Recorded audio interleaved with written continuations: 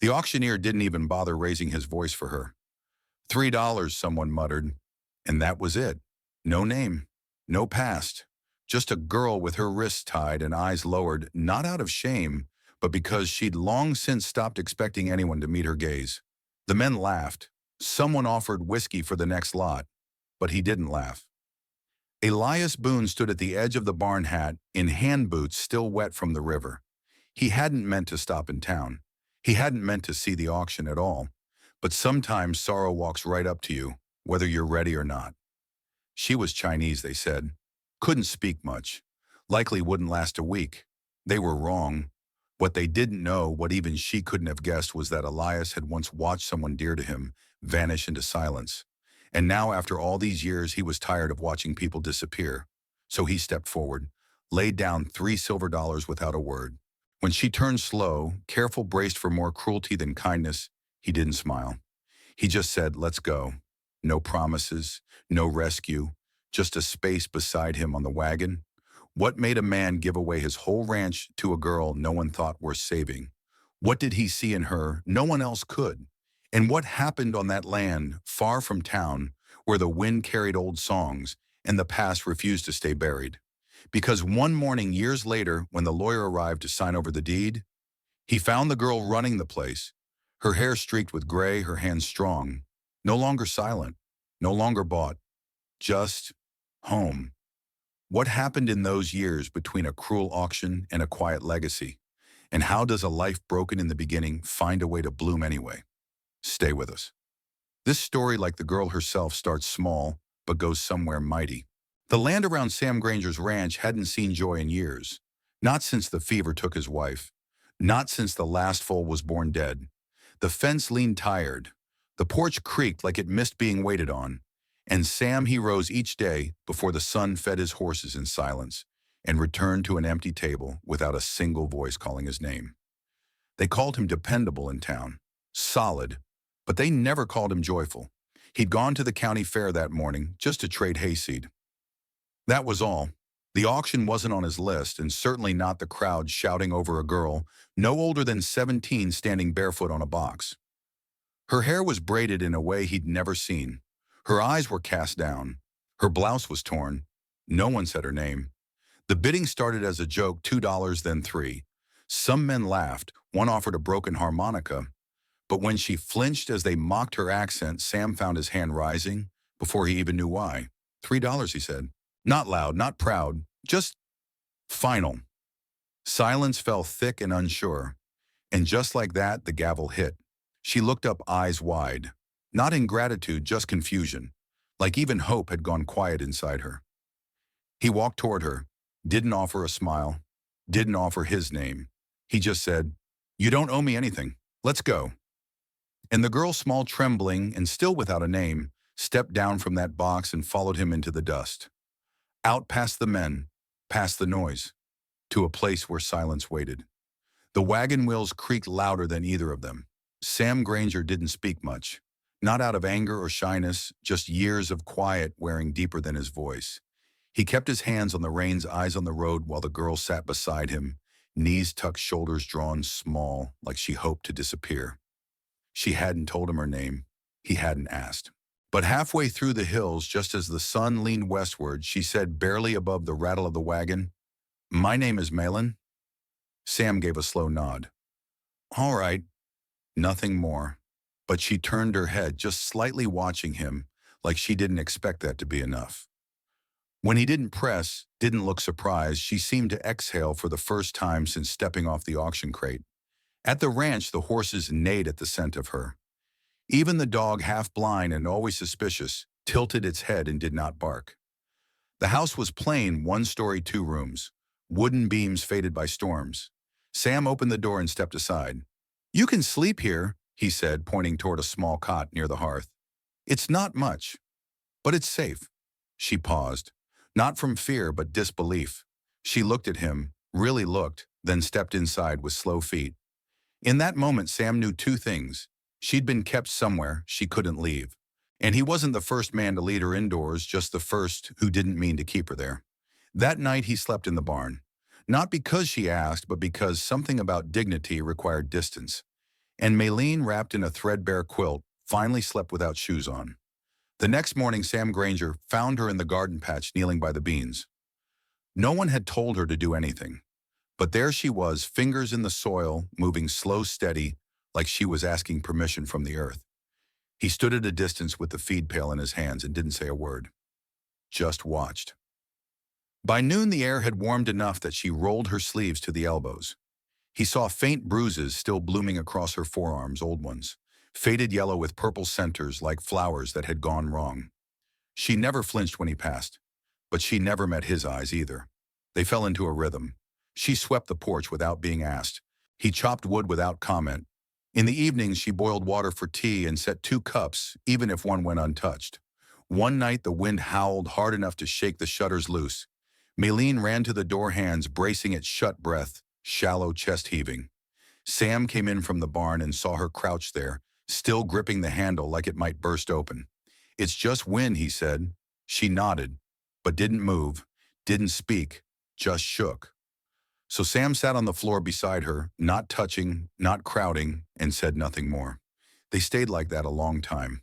Two people who'd survived very different storms, now weathering one more together. And in that quiet, something else arrived. Not comfort, not yet, but the fragile beginning of trust. It happened in early spring. The creek behind the barn overflowed, turning the back pasture into a soft mirror. Melon stood at its edge, dress hem wet, watching her own reflection ripple like it didn't belong to her. Behind her, Sam Granger was fixing the west fence, but paused when he saw her still distant arms folded like she was holding in a scream. "You don't have to stay," he said, hammer resting in his palm.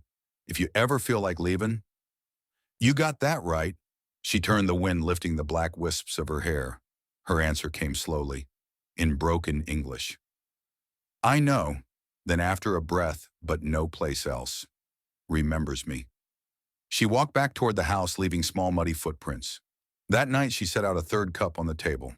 Sam didn't ask. Later that week, a letter came from town. It wasn't for him, it was addressed in Chinese, sealed in twine. Melon opened it slowly, with shaking hands, read the first few lines, and then slid it into the fire. She didn't cry, but Sam saw her knees buckle slightly, as if the weight of something long carried had suddenly let go. He fetched the quilt from the back room, the one Anna had stitched years ago, and laid it over her shoulders. Still not a word. Some things break quietly, not with noise, but with release. That was the night she stopped sleeping in the corner chair. She chose the bed nearest the window. Outside, the wind changed direction. Not much, just enough to smell the lavender she'd planted along the fence. By June, the soil had turned soft again, and the ranch moved with a quiet rhythm. Eggs gathered at first light firewood, split before the sun crested in rows of young sprouts in the garden that Melon planted without asking. She never asked. That's what Sam Granger came to notice. She offered, she showed up, she stayed, but never imposed. Even her footsteps seemed to ask permission. One morning, while he sat on the porch sharpening his knife, she came out holding a bowl of porridge and a jar of preserved plums. She placed them beside him, didn't speak, but waited a moment, like something unsaid still hovered between them. Finally, he murmured, "I never knew what to do with kindness that stayed." Melon didn't smile. She only sat next to him and said, "Neither did I." That summer, they built a hen house together. She hammered while he held boards, both too focused to speak much. In the evening, she taught him how to fold dumplings from flour and warm water, her hands steady as prayer. The old ranch changed slowly. The corners were swept. The garden bloomed. A new fence line ran straighter than the last. Melon even hung wind chimes made from spoons and wire. And on windy days, the ranch sounded like memory, soft ringing human. And Sam. He began setting 2 places for supper, not out of habit, but intention. It wasn't romance. Not yet. But it was something sturdy, quiet, like a seed pressing through soil, not to be seen, but to be known. It started with a shadow near the well. Sam Granger spotted it first, the way a figure hesitated at the fence line before disappearing behind the cottonwoods. Nothing was taken, but the chickens stopped laying, and Melon, who once hummed softly while chopping vegetables, now glanced over her shoulder more often than not. 3 nights later, hoofbeats, a rider, a man in dark clothes, dust-covered and lean, with a smile that didn't match his eyes. He didn't look at Sam first. He looked at Melon like he knew her, like he owned something. "I've come for what's mine," he said, brushing his coat back to show a folded slip of paper and a gun. Melon stood beside the porch post, jaw-locked, hands hidden in her sleeves. She didn't speak. "She ain't yours," Sam said flatly, rising without rush. "Not now. Not ever." The man Mr. Pike, he called himself, chuckled. "She's got debts back in Carson. Took off before they were paid. A man don't let things slip like that, especially not ones that cost good money." Sam stepped off the porch. The air between them stilled like a creek just before freeze. "You'll leave now," he said. "And if I don't," Pike smiled, but the twitch in his jaw betrayed him. "You'll leave slower," Sam replied. Behind them, Melon stepped forward, barefoot, unarmed, her voice soft. "Let him speak." Sam turned. "You don't have to, I do." And so she faced the man who once claimed her in a language Sam didn't understand, words curled with heat and grief and something older than pain. Pike didn't smile when she finished. He just spat into the dirt and rode off without looking back. That night, Melon lit the fire herself. She didn't cry, but she did say, "I wasn't born to belong to anyone." Sam nodded. "I know." She sat beside him. They didn't speak again. Didn't need to.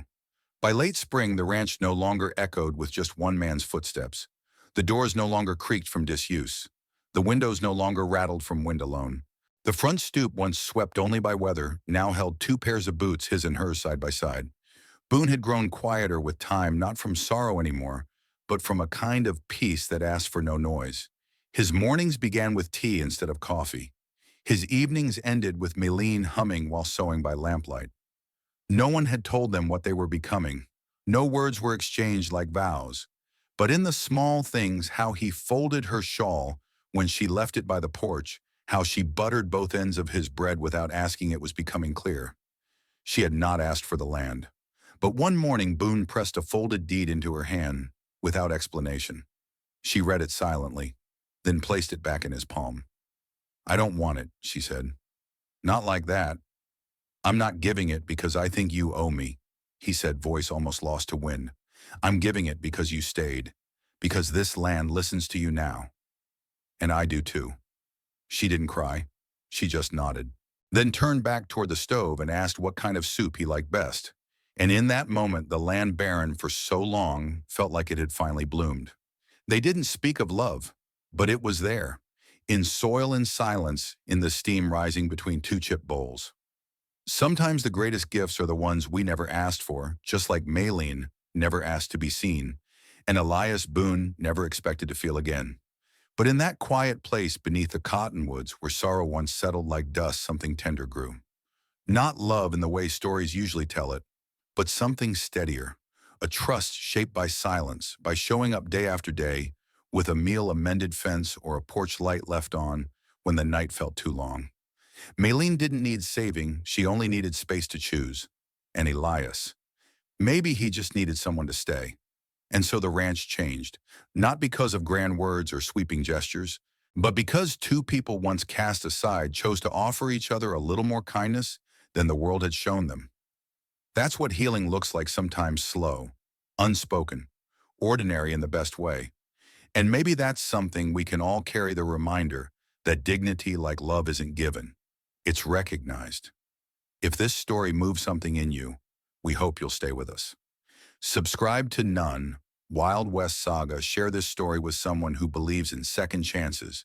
And let us know in the comments, would you want to see what happened next on that ranch? Or hear more stories of quiet redemption and love that comes late, but just in time? We'd be honored to share more with you.